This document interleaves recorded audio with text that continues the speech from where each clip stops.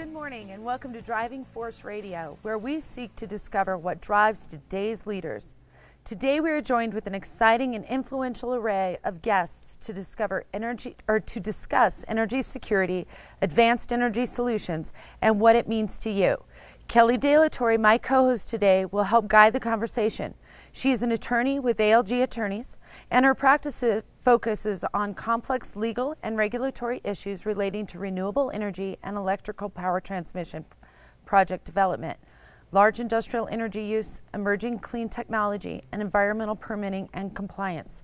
Through her work in the industry, Kelly understands the solutions that advanced energy can bring to the military, the U.S. government, and our nation. Thanks for being here, Kelly. Thank you, Jen. Thanks for having me. Sure. Our first guest today is Major General Mason C. Whitney, the founder of Mason C. Whitney, LLC, a Homeland Security and Defense consulting service, and is a member of the board of directors for BUY UAS. Prior to his work with his consulting service, General Whitney was appointed the director of the Governor's Office of Homeland Security for Colorado by Governor Bill Ritter in February 2008 and served on the governor's cabinet until 2010. He served as the Adjutant General of Colorado from 2000 to 2007, and he retired from the Colorado National Guard in April of 2007 with almost 39 years of commissioned service in the United States Air Force and the Colorado National Guard. Welcome to the show, General Whitney. Thank you, Jan. You know, today's show is really focused on energy, and it's been said that energy is security. What does that mean? Well, national security is directly linked to the security and reliability of our system of production and delivery of our energy systems. The Department of Defense has identified three key areas to target the energy solutions. Number one, vehicle power, and of course that includes aircraft.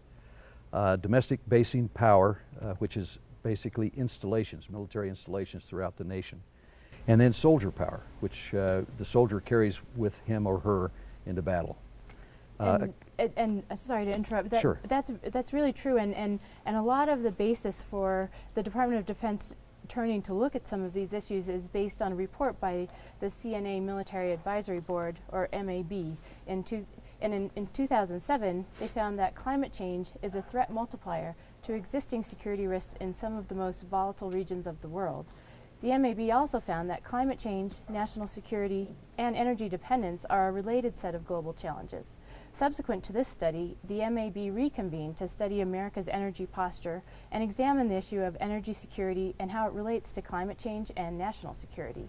The report found that fossil fuels and the nation's fragile electric grid pose significant threats to the country as a whole and the military in particular.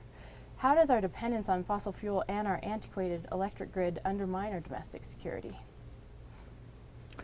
Well, four key areas I think can be brought up. Number one is the U.S. dependence on oil weakens our international leverage.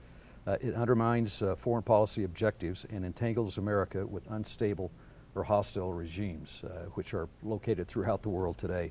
And we've seen them very evident in the world news.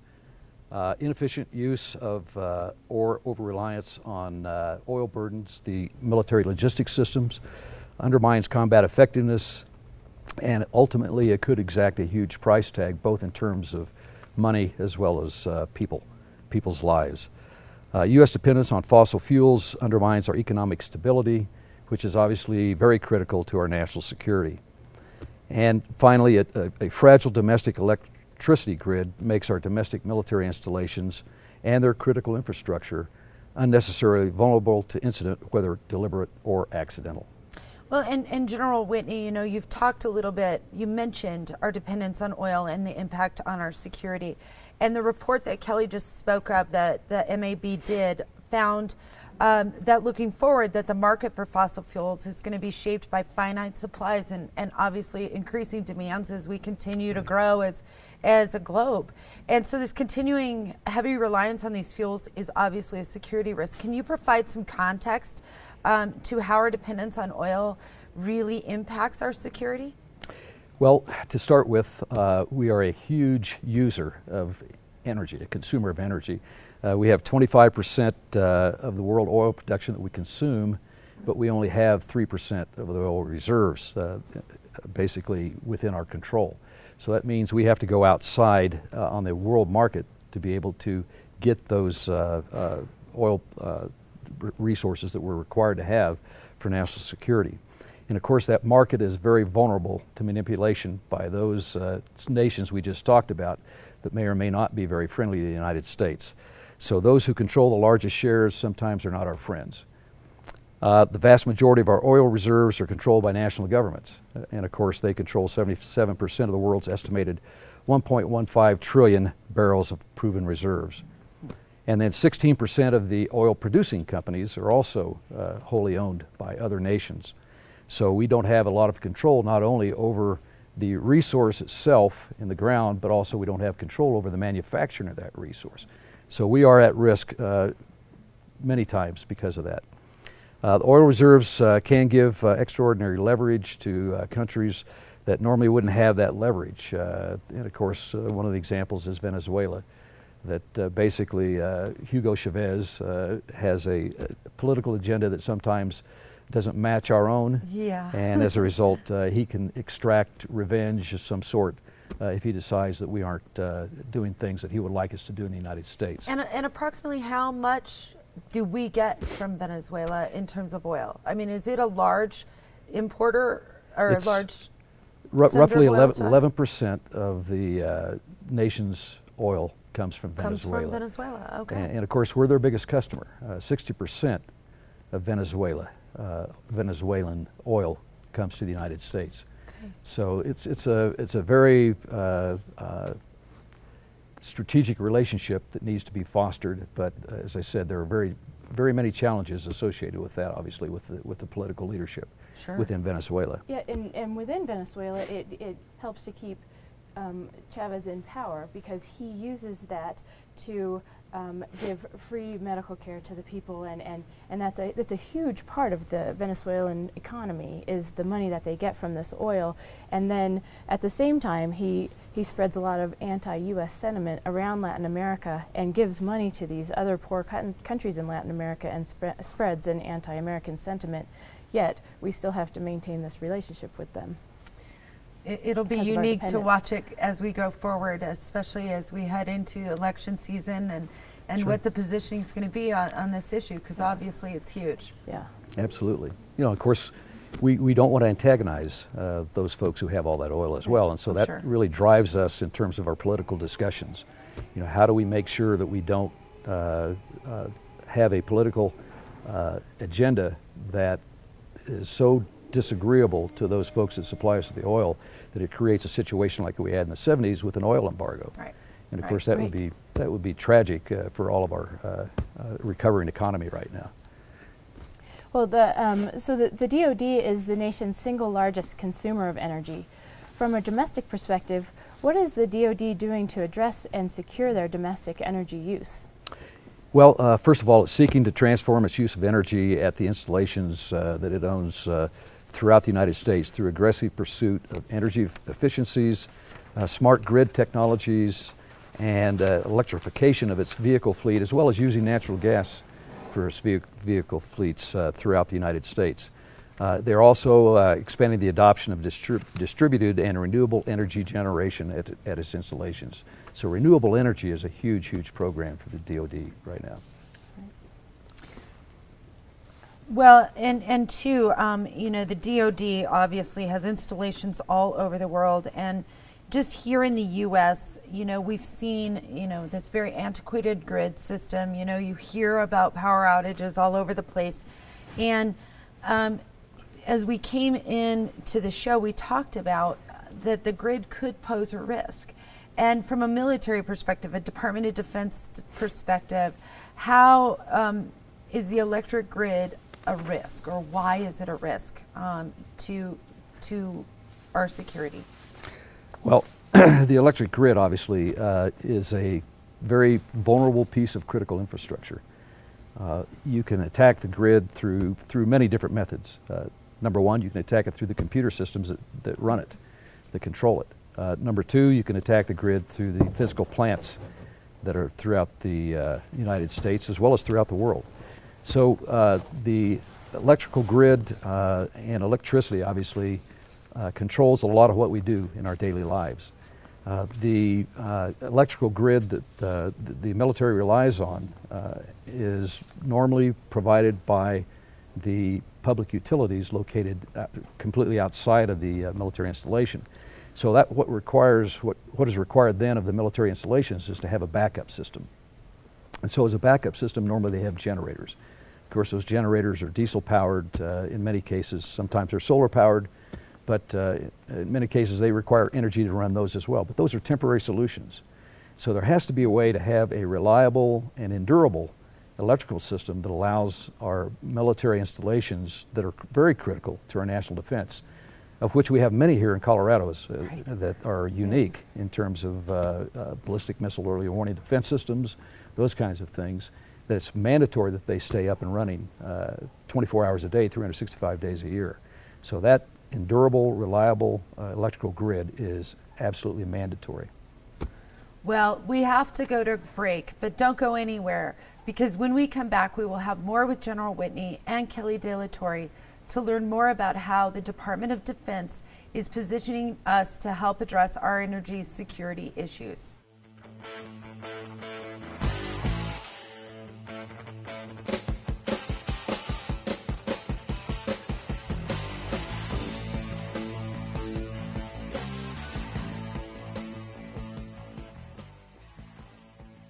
Welcome back to Driving Force Radio. Co-hosting with me today is Kelly De La Torre, an energy attorney with ALG. And today we are talking about energy security. And with us is General Mason Whitney. Welcome back, sir. Thank you.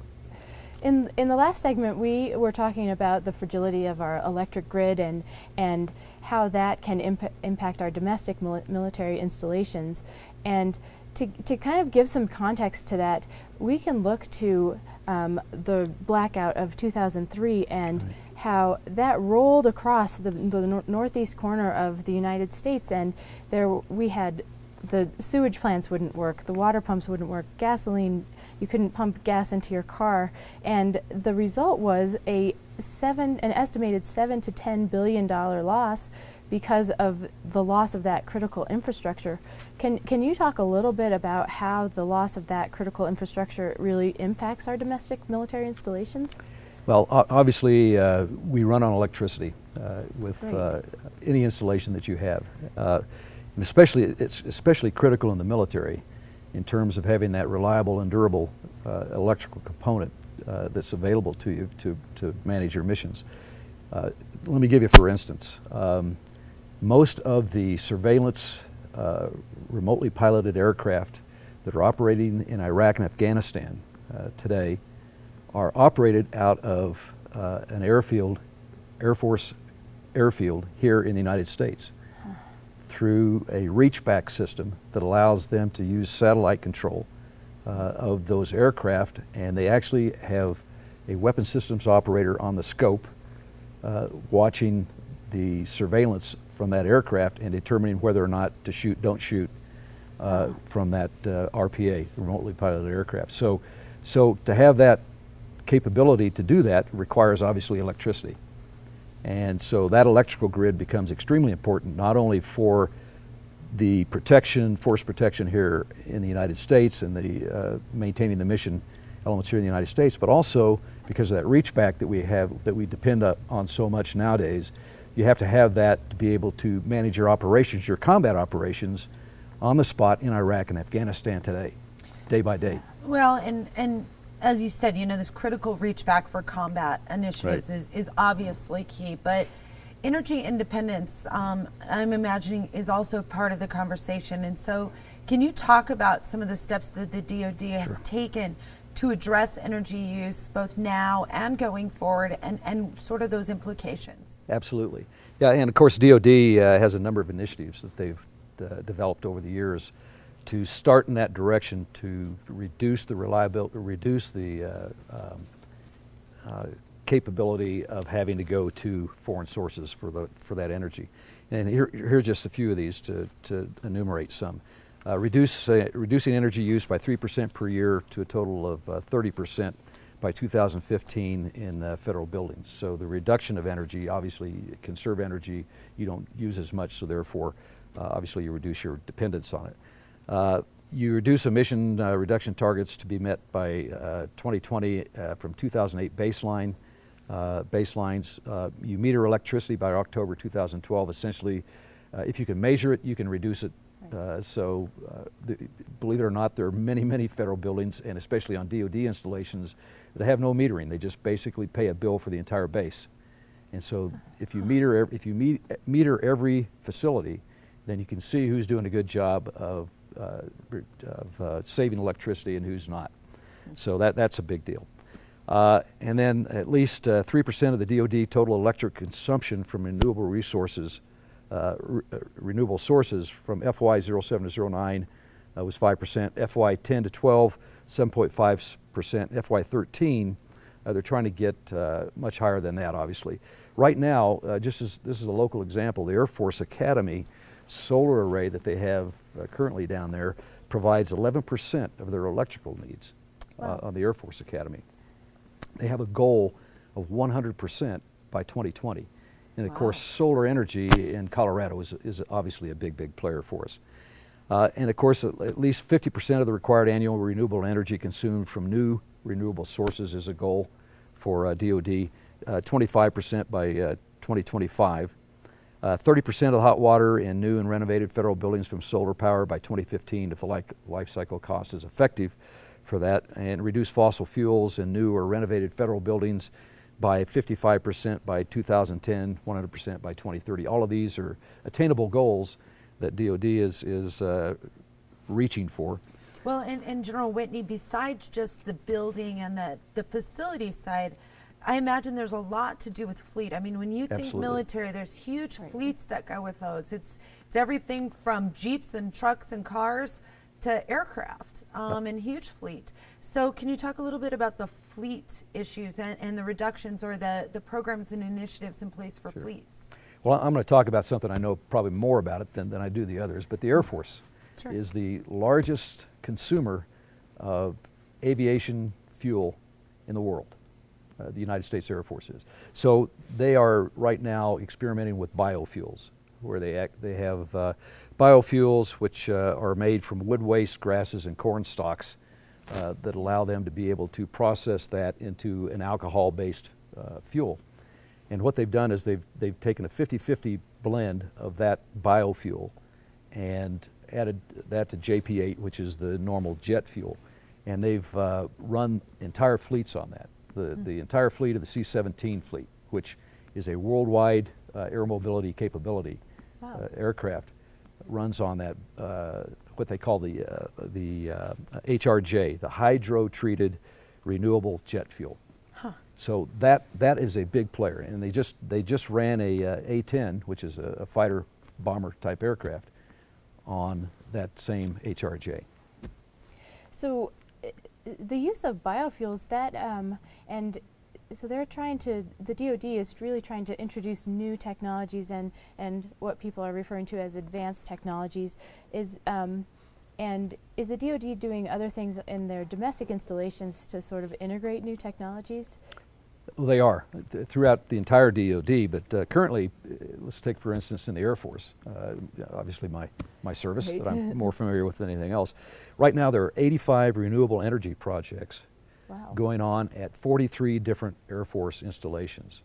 So those projects are everything from solar energy projects to biomass fuel projects that they think are going to pay dividends in the long run, and then obviously reduce our dependency on foreign oil, reduce our consumption of those really tremendously expensive assets, and then try to make use of those renewable energy assets that we've got that we can continue to use throughout the life cycle of that installation. And I think that, I'm sorry to interrupt. No, go ahead. I think that that's another important aspect that a lot of people don't understand, is that the DoD is trying to be a test bed for a lot of these technologies, and a lot of technologies have come out of the DoD, like GPS and the internet, and then it gets commercially integrated for all of us as consumers, and so they are playing a huge role in addressing energy and technology. Well, Kelly, General Whitney, I want to thank you for all of that information. It sounds like the DoD is really going to be leading the charge when it comes to energy security. Don't go anywhere. When we come back, we will be talking to Brad Kemp, the head of sales, marketing, and business development for Ascent Solar Technologies.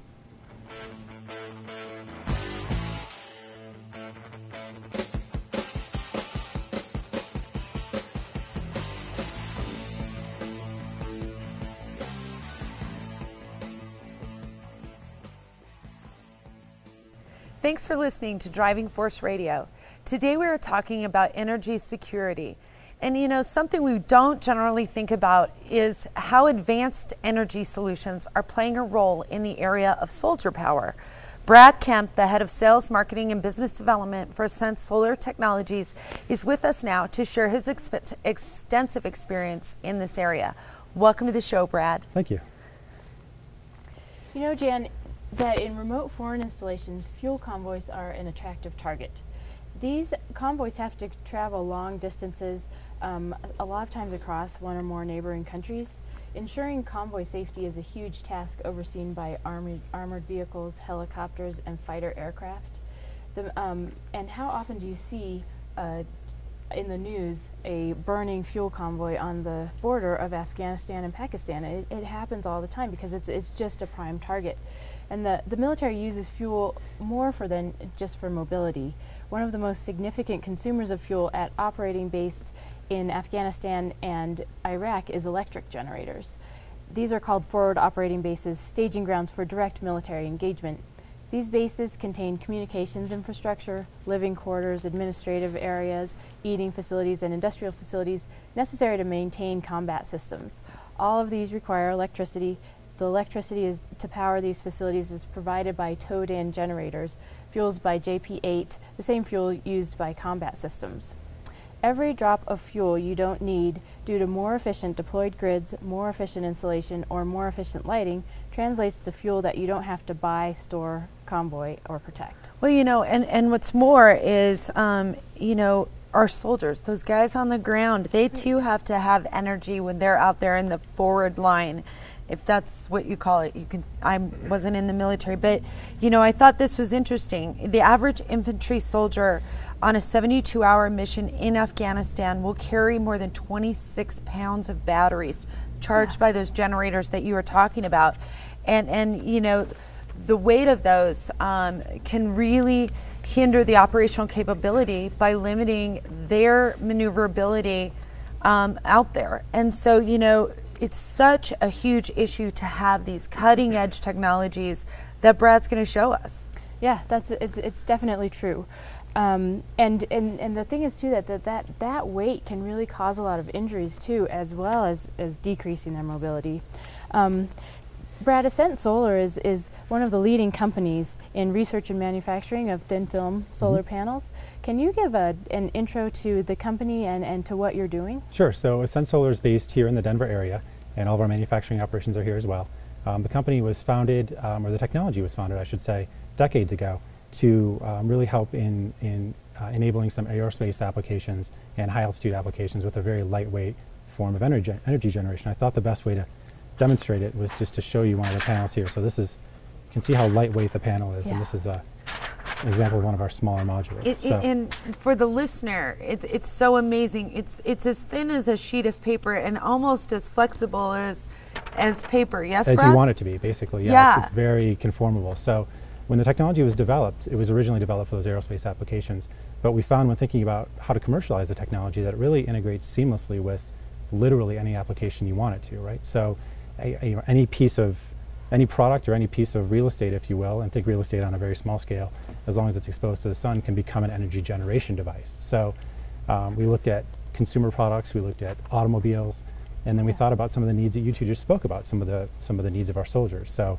thinking about power at forward operating bases, or how to sort of reduce that weight on a soldier's back, if you will. And we found that integrating these panels with fabrics or with very lightweight materials that can be put on top of a Humvee or even folded up much smaller and put in a backpack can really give the soldiers the freedom and also the security that they need to accomplish their missions and to keep them safe in the meantime. Well, and Brad, I want you to go a little more in depth on that, because I know you guys have some really exciting stuff that's out there, and how these panels, these thin film panels are integrated, are really reducing the military's dependence on fuel for power generation. Can you talk about that a little and give a couple specific examples of where it's at? Sure. So we have tent flies, multi-kilowatt scale tent flies that are in use now. And thinking about forward operating bases that are powered by diesel generators. The time when the most energy is needed, so the peak load time, is in these very hot environments in the middle of the day. So the tent flies serve to shade the tents and also to offset some of that energy use at peak time, so reducing the need for diesel fuel, which is really dangerous to get to remote locations and very expensive as well. So we're offsetting larger scale, if you will, needs by employing some of these tent flies in larger applications. And we've also got multiple products that are in the hands of our soldiers at this point. We're doing some refinement of design and sort of dialing in exactly what types of products our soldiers can use best and trying to improve on some of the things that are on the market now. But we've got those foldable, man-portable products that I was speaking of that allow soldiers to be very mobile, to carry less batteries on their back, and to easily deploy a blanket with solar panels on it wherever they need power, and then quickly fold that back up, put it in their backpack, and not have to worry about being burdened by that heavy weight of batteries. I think that's so interesting, but I have to ask because it is so thin. What's the life cycle of one of those? I mean, let's say you have one of those big blankets that you roll out in the middle of combat, and then you roll it back up when you're done.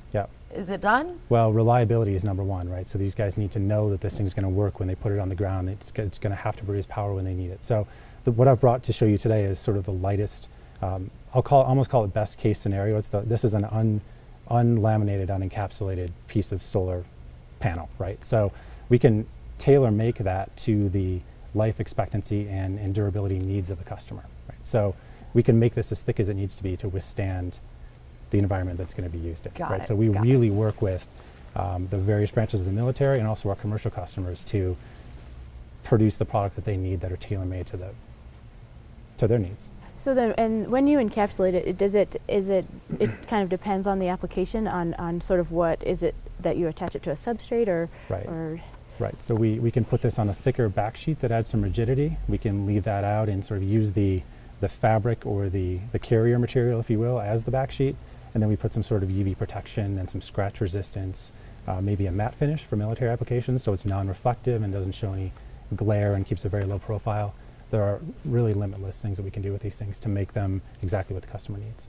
Yeah, so it sounds like you're going to have a lot of go back and forth between the military and a lot of good communication so that you can make sure that, especially from the social side, that they're going to get what they really need. Exactly, and these are the military in particular, even more so than many of our consumer and commercial customers, are very specific about what they need, and we've got to be very, very consultative with them, and it's a two-way street to try to make sure they get the exact solution that they need. But that's what we do best. That's Brad, how can listeners learn more about these thin film flexible solar panels? So our website is ascentsolar.com. It's pretty simple.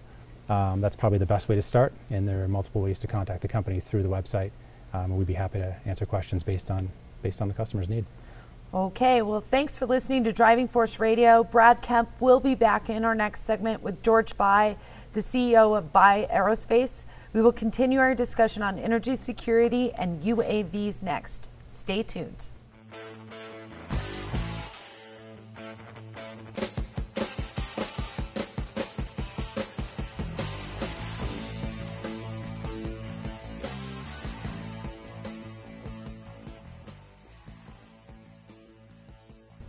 We are again joined by Brad Kemp from Ascent Solar Technologies, and we are also honored to have George Bai, the CEO of Bai Aerospace, with us here too.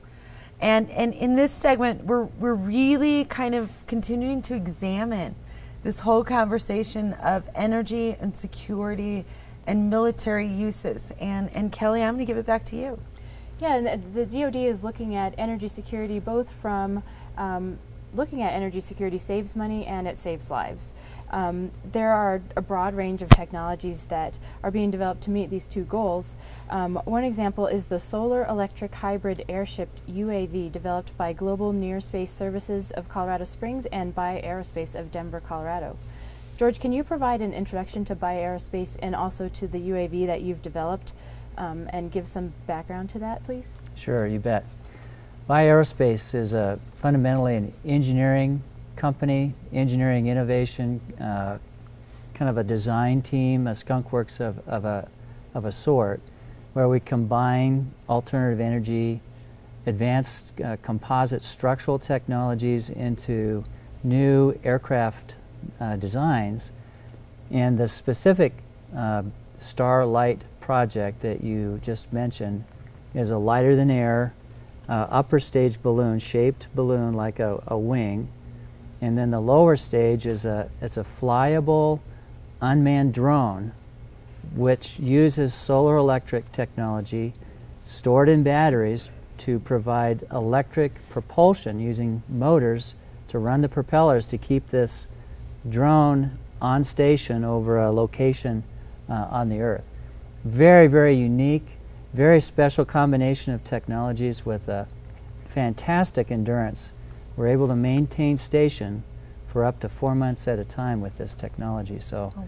an amazing technology combining Ascent Solar thin film photovoltaics with aerodynamics and lightweight composite structures. Really cool. And really cutting edge. And, Very and much so. really changing the way things are done, obviously, out in the field. I have to come back, though, to something Kelly said. She referred to this solar electric hybrid airship as a UAV, and I'm not somebody from the aerospace industry at all. So what is a UAV, and tell us a little bit about what that is.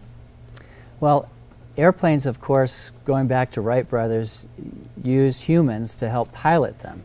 And as technology has advanced since World War II, we've begun to use a little bit of automation, autopilots, and I think most of us are aware of autopilots. We've heard that term used, where a robot helps pilot the airplane.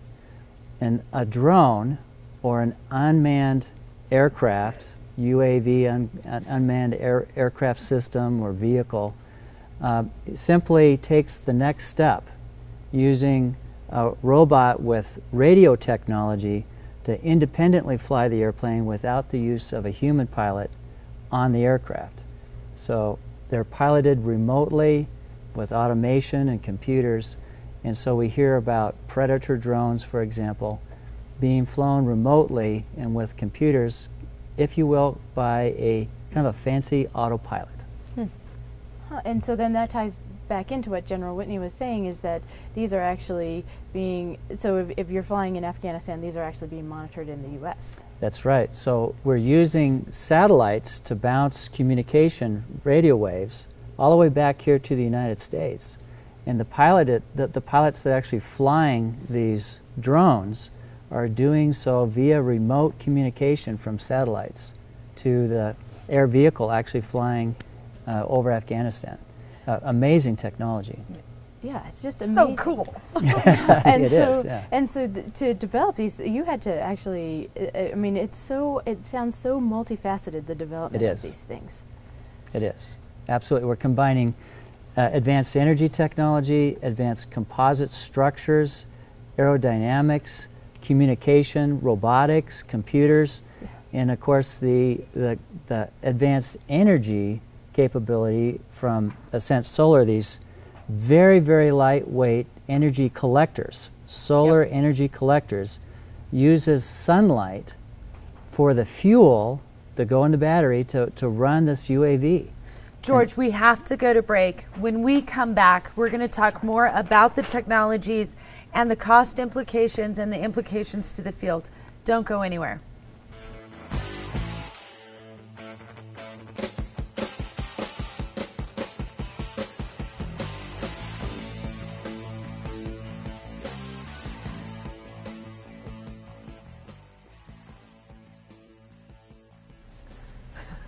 We're back with Brad Kemp of Ascent Solar Technologies and George Bai, the CEO of Bai Aerospace. And I'm here with my friend and co-host Kelly De La Torre. You know, this has been a really fun show, and we talked during the commercial break about some of the advancements in this, and this is such neat stuff. I'm just going to let you take over, Kelly. Yeah, so right before we went to break, we were talking, George mentioned this thin film solar panel, and during break we were talking about that it's very lightweight. And Brad, I just want to ask you, like, can you go into more detail about sort of the benefits of your technology and sort of the other applications that you have at your company? So there are multiple companies out there right now that are making flexible solar panels, right? But when you talk about enabling applications like we're talking about today, there's a very fine line between the power density, as we call it, or efficiency of the panel, the amount of sunlight that actually gets turned into usable electricity, and the weight and durability of the panel. And so I think that's really where Ascent stands out, is that we're able to combine those variables and make a very durable panel that's one of the lightest on the market. But when you look at the amount of electricity produced per kilogram or per gram, probably in your case it gets down to grams, we really outshine the rest of the products on the market. So they're the most power dense, if you will, products per kilogram or per gram that are on the market. So that's what allows us to enable some of these aerospace applications, or applications like the military relies on, that really where weight savings is a key. Well, and Brad, I imagine too that taking solar into the whole aerospace side of the industries really has some huge cost impacts and things like that. Can you address that a little bit? George is probably the best one to address the cost impacts. I think that fall for you. Yeah, I think, it's a combination of cost and energy application to keep the aircraft in the air. So we combine the very lightweight. Of course, aircraft have wings and we have to create lift to do the mission. Or if it's a lighter than air ship like we talked about, the Starlight with a balloon and a suspended vehicle underneath, weight is critical. So the ability to cost effectively collect solar energy with a lightweight thin film photovoltaic like we have from Ascent Solar is a critical enabling technology. And that's what allows us to have small drones, hand launched, to medium size, to even the very large size, whether we're remotely piloted via long distance or even with soldiers in the field with small drones. All of this technology is enabled because we can collect solar energy with a lightweight thin film photovoltaic like we have from Ascent Solar. So then actually for these hand launched, is that going back to sort of the soldier power application? So that absolutely. Can you imagine right now going, oh, I wish I had a little bit more fuel to protect my little squad of soldiers. With a solar electric drone, hand launched drone, I'm not relying on that fuel that I might have just run out of, that needed a convoy to provide the fuel for the security for the squadron. So the ability to have solar electric on the little drone or with the soldier provides protection for our soldiers in the field deployed in Afghanistan or wherever it might be. Very, very important. Brad, what's next for Ascent Solar and in this arena? Well, I think the really cool thing about our technology is it's limited to people's imaginations, right? So I'm on the hunt every day for talking to people about, where can we use this stuff next? It's really, if you look at the flexibility and the characteristics of the product, you're really limited only to your imagination and where the sun's shining, right? So I love that. It's really exciting as to where this can go, because I think that it's really limitless. And George, what's next over at BAI? Well, we want to look at additional applications for this too. Of course, right now it's glider type drones, UAVs, as we've talked about, and we want to look at further applications for this so the utilization becomes more widespread. Because it helps not just not just military applications, but we look forward to civilian applications as well. George, where can listeners learn more about your company? Well, at the website, baiaerospace.com. And Brad, where can folks learn about Ascent Solar? We'll keep it simple, ascentsolar.com. Sounds great. When we come back, Kelly and I will have more with General Mason Whitney. We'll be right back.